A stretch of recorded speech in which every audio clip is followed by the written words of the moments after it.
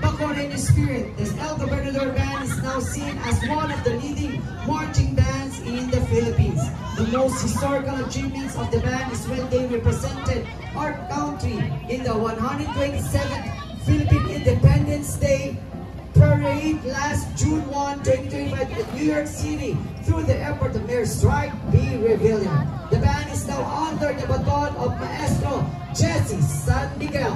Band managers are Billy Felizardo, Lloyda Dumani, and Aurora Macabinta. Bacoreño Papapula, El Gobernador Band!